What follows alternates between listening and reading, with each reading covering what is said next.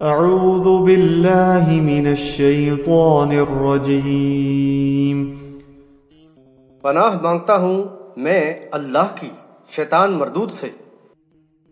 بسم اللہ الرحمن الرحیم۔ اللہ کے نام سے جو بڑا مہربان نہایت رحم فرمانے والا ہے۔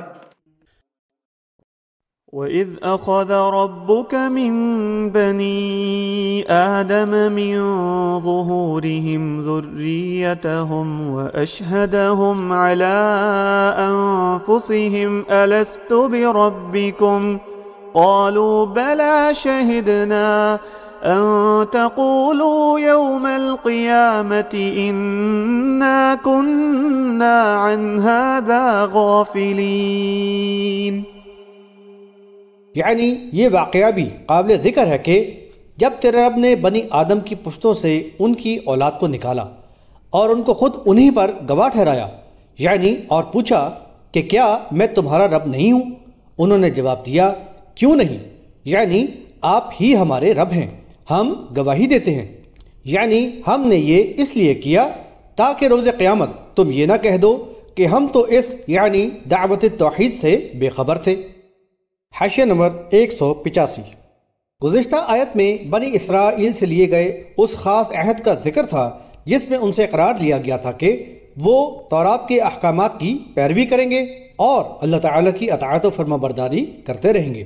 اس آیت میں بیان کردہ واقعے سے واضح ہوتا ہے کہ یہ دراصل اس عام عہد کا تسلسل ہے جو پہلے اولاد آدم سے لیا گیا تھا اور پھر ہر دور میں انبیاء علیہ السلام نے اپنی اپنی قوم کو اس کی یاد دہانی کروائی ہے۔ اس طرح ساری انسانیت اپنے رب کے ساتھ میثاق بندگی کی پابند ہے اور اس کے لیے وہ یوم حساب جواب دہ ہیں۔ آدم علیہ السلام کی تخلیق کے بعد اولاد آدم کو ان کی پشتوں سے نکال کر اللہ تعالیٰ نے ان سے عہد لیا، الستو بربکم، یعنی کیا میں تمہارا رب نہیں ہوں؟ ان الفاظ کے لحاظ سے یہ عہد الست کہلاتا ہے۔ ابھی آدم علیہ السلام سے کوئی اولاد نہیں ہوئی تھی اور کہا جا رہا ہے کہ آدم کی پشت سے ان کی ذریت یعنی آئندہ پیدا ہونے والی نسلوں کو نکال کر ان سے عہد الست کا سوال پوچھا۔ بلا شبہ یہ سب متشابہات میں سے ہے۔ حاشیہ نمبر 186۔ ذریات آدم نے جواب میں کہا کیوں نہیں، یعنی تو ہی ہمارا رب ہے، ہم اس کی شہادت دیتے ہیں۔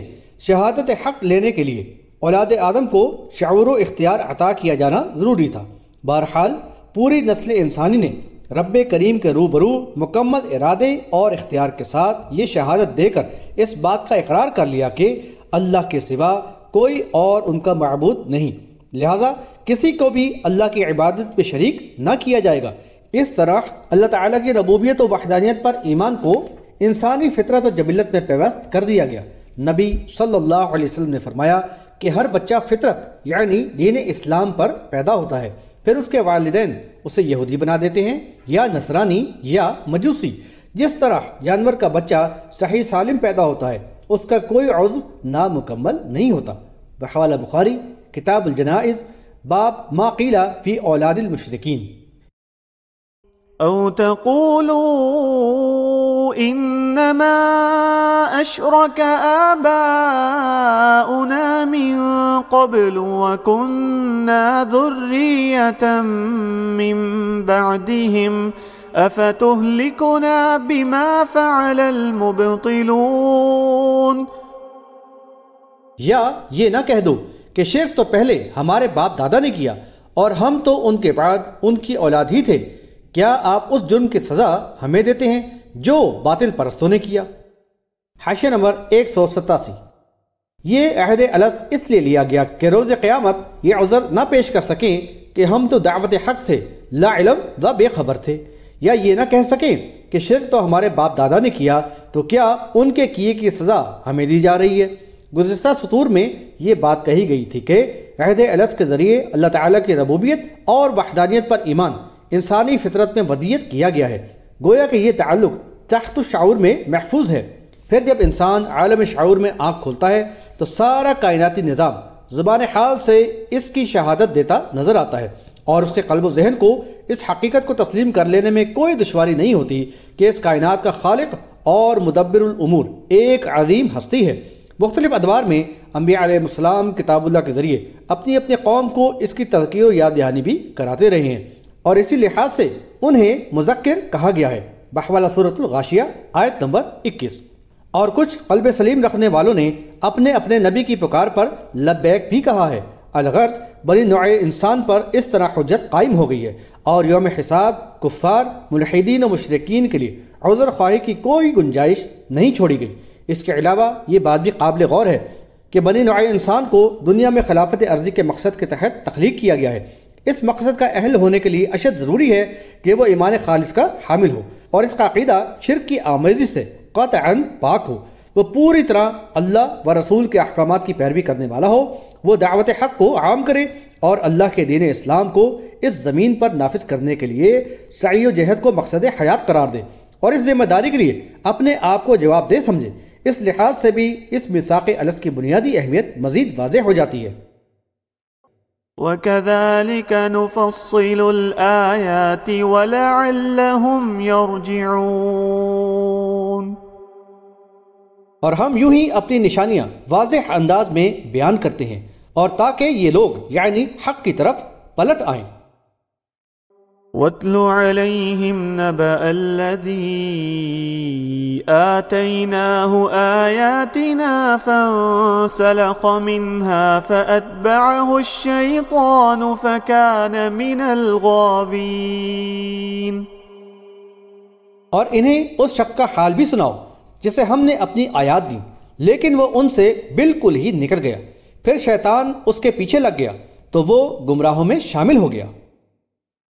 وَلَوْ شِئْنَا لَرَفَعْنَاهُ بِهَا وَلَكِنَّهُ أَخْلَدَ إِلَى الْأَرْضِ وَاتَّبَعَ هَوَاهُ فَمَثَلُهُ كَمَثَلِ الْكَلْبِ إِن تَحْمِلْ عَلَيْهِ يَلْهَثْ أَوْ تَتْرُكْهُ يَلْهَثْ ذَلِكَ مَثَلُ الْقَوْمِ الَّذِينَ كَذَّبُوا بِآيَاتِنَا فَقُصُصِ الْقَصَصَ لَعَلَّهُمْ يَتَفَكَّرُونَ۔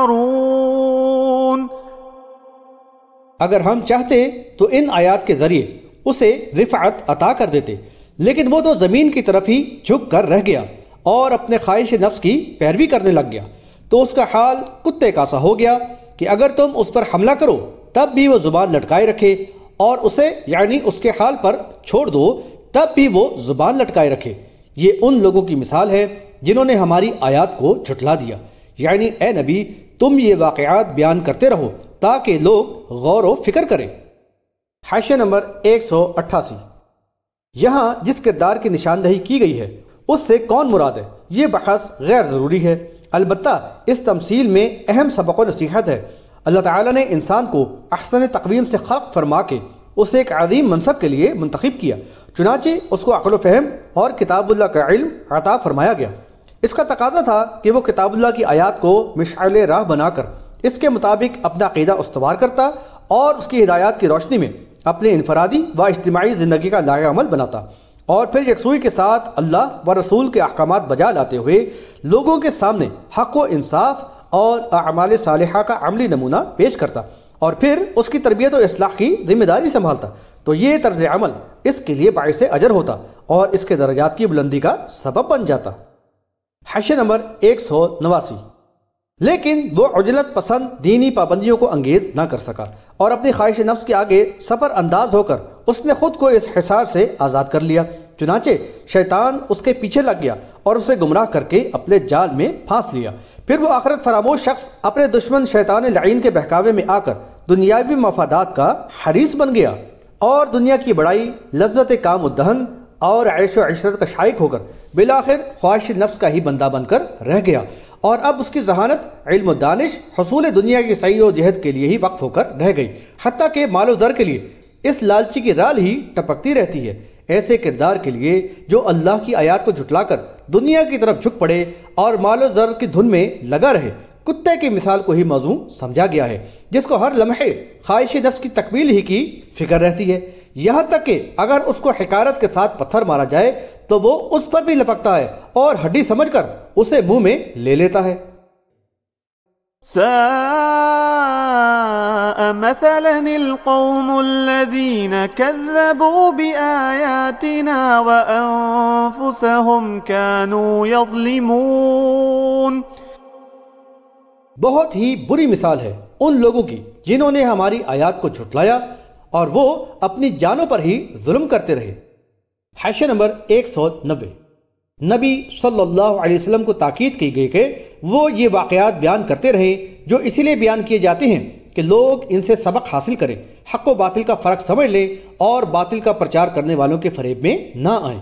اہل ایمان کے لیے خصوصی نصیحت ہے کہ وہ سابق حامل کتاب گروہ سے ذرا بھی مرعوب و متاثر نہ ہوں، دنیا کے بجائے آخرت کی دائمی کامیابی کو مقصد حیات بنائیں اور اس کے حصول کے لیے اللہ و رسول کے احکامات کی پیروی کرتے ہوئے زندگی گزاریں، اور ان لوگوں کی روش نہ اپنائیں جو آیات اللہ کو جھٹلا کر اپنی جانوں پر ظلم کرتے رہے۔